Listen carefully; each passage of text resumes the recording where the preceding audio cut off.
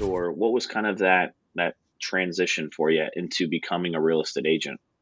Yeah. So that office was an appraisal and real estate office. And so my job Okay. was back before everything was automated. You took a highlighter and you checked the appraisal. I was looking for grammar errors, you know, just making sure that everything was correct. So I did that. I didn't even know what an appraisal was. I had no clue, like that the bank has to. I didn't know how to get a loan, like none of this stuff. So I would check those. I would go over blueprints because they would do, builder blueprints would come in and we'd have to look through them. So I learned so much in 1 year. Um, I realized like right then I was like, I have to do this. Like this is good for me. And I took it at like a really low pay just so that I could get in the door.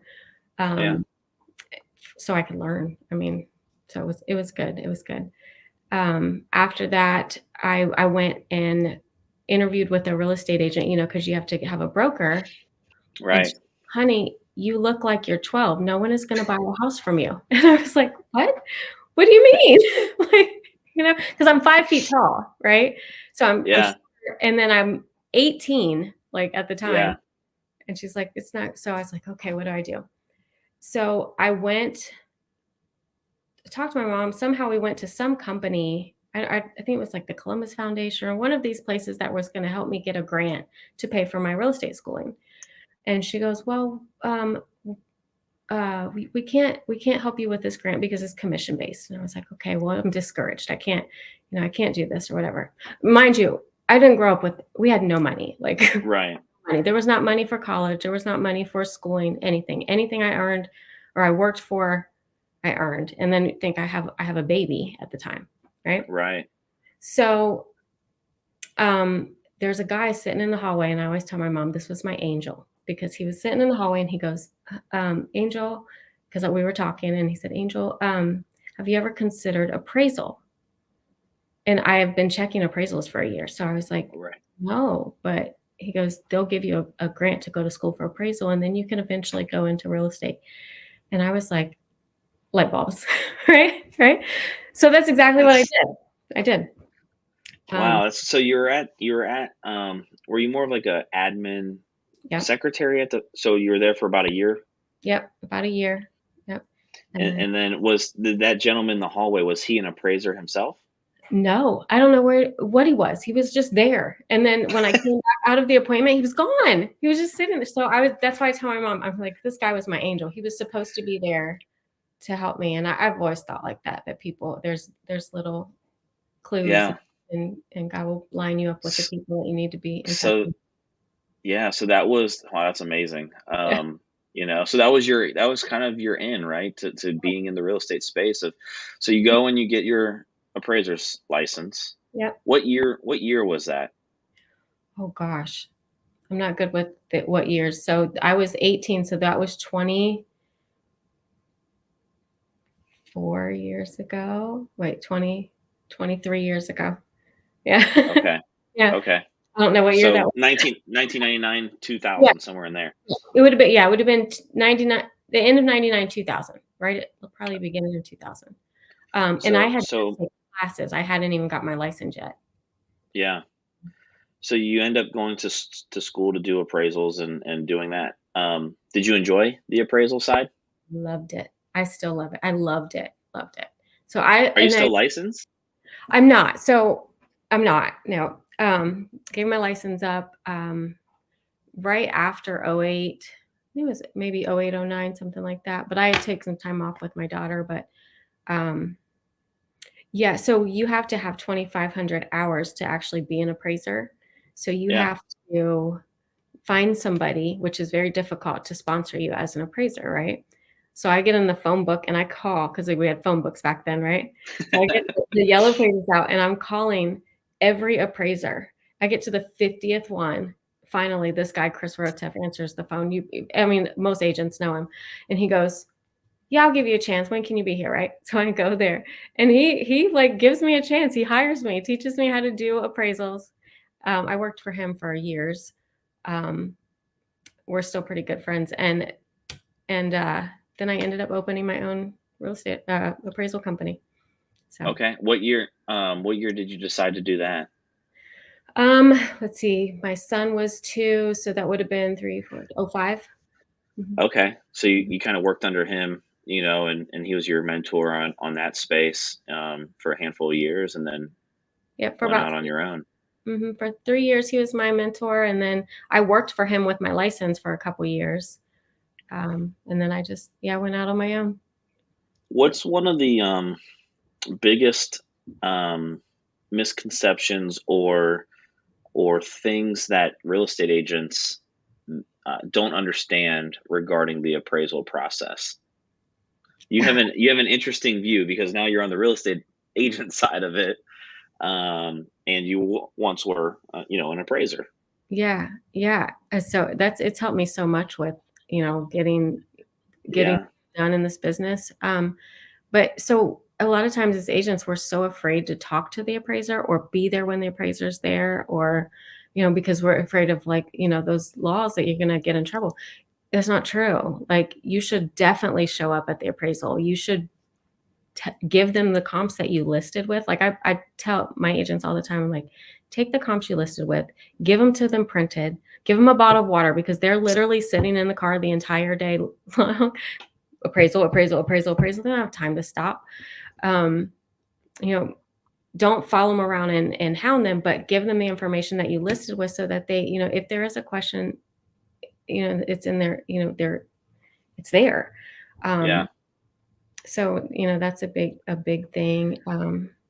Yeah. You know, you bring that up, and um, I, I think there's certain aspects of our business where there's a gap, right? Mhm. Like real estate agents to builders and builder reps. I think there's a gap, Yeah. right? And one of the Facebook groups I created here in Central Ohio was the builder to realtor group, right? To Mhm. kind of bridge some of that communication because I felt like that distance was so great and it was so painful to track down Mhm. what builder rep. I kind of feel the same way, honestly, between real estate agents and appraisers.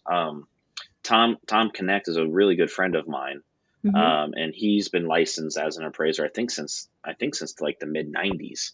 Yeah. Still doing it, but also he is a real estate agent as well. And now that you say that, like I can't tell you the last time I even went and met an appraiser out at a property. Normally it's like just let them do their thing, and if they have questions, then okay, then we'll respond with our comparables that we used. And I think there's an opportunity there for real estate agents now that you mentioned that.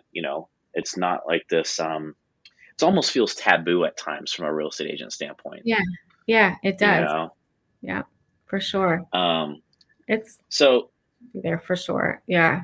eh, And then the other thing too, like, if it's a vacant house, especially, like, there's no furniture, there's no one there, they might miss something. There might be something in the basement that, like, I've missed houses because I'm going in by myself. There might be a finished basement, but then there's a whole room off to the side. It was a recording studio or I don't know, a wine cellar or something that you missed because we went in the basement, but I didn't see it. Um, yeah, and then I'm back out as an appraiser. So uh, yeah, you should be there. You should go, and then you get to know somebody else too because appraisers buy houses. So. yeah, yeah. No, I mean you're spot on. You're spot on. Mhm. And the one thing I was thinking about too, I mean, and I don't know what the rules or laws are around, any of that, but like, appraisers know what deals are happening too. Oh yeah, Like they know what's going on, BPOs, desktop appraisals, all of that stuff. yeah, I know you said I think you put your license back in '08, but I got it in 2011, and just the amount of BPOs that were being done for upcoming listings for banks and auctions and all those things. So it yeah. could be a great resource for a potential agent, with their business. So It is. lead me up to, like, I think you mentioned '08, you kind of stopped doing the appraisal side. Yeah, so I had taken some time off with my daughter. So I got married and had my daughter, and so I took just like 3 years to just kind of figure out. I was going to just indefinitely stay home, um, but I couldn't. I couldn't. I loved real estate so much. I was like, I gotta go back. So, I was like, I'm old enough now. I don't look as young as I did, so I can get into real estate. So, forced my ex-husband to get his license. Then I got my license shortly at like 3 weeks after. Um, and here I am. Like, That would have been like 2010, 2011. yep, 2011, I got my license December like 29th. But so my Okay. license, yeah, 2012. Mhm. Okay. So yeah, we came in at the same time I got licensed. I went through the summer classes on the weekends. So Did you? I got my license in August of 2011. So Nice. We're right at the same time. yeah.